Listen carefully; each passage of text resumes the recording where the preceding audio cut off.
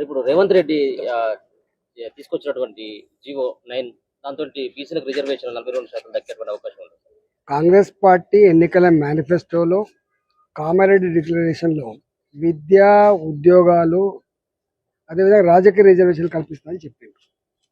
సరే, ఇప్పుడు జరుగుతున్న చర్చ రాజకీయ రిజర్వేషన్లు సర్పంచ్లుగా, ఎంపీటీసీలుగా, ఎంపీపీలుగా, జెడ్పీటీసీలుగా, జిల్లా పరిషత్లుగా నిన్న వారు 42% చేశారు. అంటే గంత చదువుకోని వాళ్ళు ఎవరున్నారు, గంత అవగాహన లేని వాళ్ళు ఎవరున్నారు ఈ కాలంలో? ఇవాళ సుప్రీంకోర్టు ఎన్నెన్ని జడ్జిమెంట్స్ ఇచ్చింది. కేవలం బ్లఫ్ చేయడానికి, మోసం చేయడానికి, కాలం గడపడానికి, ఎన్నికలను పోస్ట్పోన్ చేసుకోవడానికి ఎత్తుగడ అనేటువంటిది రాజ్యాంగ నిపుణులు చెప్తున్న మాట. ఇవాళ చెవు పెట్టి ఆలోచించేయాలి తప్ప ఇది వ్యవస్థ నడుపుతున్నాం, డ్రామా కంపెనీ నడుపుతలేము. కాబట్టి నేను అంటున్నా, నువ్వు సమగ్రమైన రిపోర్ట్ సబ్మిట్ చేయకుండా, కోర్టులను చట్టబద్ధంగా నువ్వు కన్విన్స్ చేయకుండా ఇది అయ్యే ప్రసక్తి లేదు. కాబట్టి నువ్వే అనుకుంటున్నావు నేను పోయి చీఫ్ జస్టిస్తో మాట్లాడతా అంటే ఏమన్నా భూలపైన ఇది?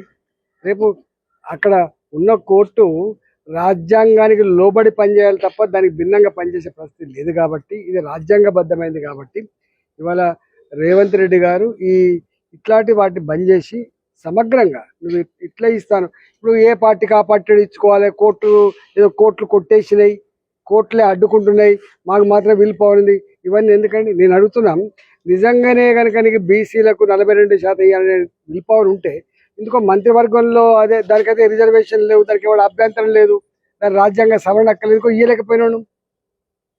నిజంగానే 42% కనుక బీసీలకు ఇచ్చేది నిజమే అయితే ఇవాళ నీ క్యాబినెట్లో 42% బీసీలు ఉన్నారా చెప్పండి? నేను మా పొన్నం ప్రభాకర్ గారు చూసిన, కాంగ్రెస్ పార్టీ చిత్తశుద్ధితో ఇవ్వడానికి ప్రయత్నం చేస్తుంది, ఎవరు అడ్డుకోవద్దని చెప్పి. ఎవరు అడ్డుకుంటారు? చట్టం ఉంటుంది, చట్టం అడ్డుకుంటుంది. చట్టబద్ధంగా ఏర్పడ్డ ఒక ప్రభుత్వం చట్టాన్ని అపహాస్యం చేసే ప్రయత్నం చేస్తే అడ్డుకుంటుంది చట్టం. ఆ విషయం మర్చిపోవద్దు. ఇప్పటికైనా డ్రామా కంపెనీలని బంద్ పెట్టి భూమి మీదకి వచ్చి ఏం చేయబోతున్నావు చెప్పమని చెప్పి కోరుతున్నా. తక్షణమే ఎన్నికలు నిర్వహించమని చెప్పి అసెంబ్లీలో మేము తీర్మానం చేసినాము, ఒక పక్కన మరో పక్కన జీవో ఇచ్చినాం.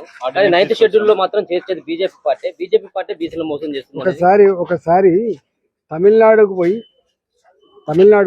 అక్కడ విద్యా ఉద్యోగాల్లో 69% రిజర్వేషన్ ఎట్లా సాధించబడిందో స్టడీ చేసుకొని రమ్మని చెప్పండి.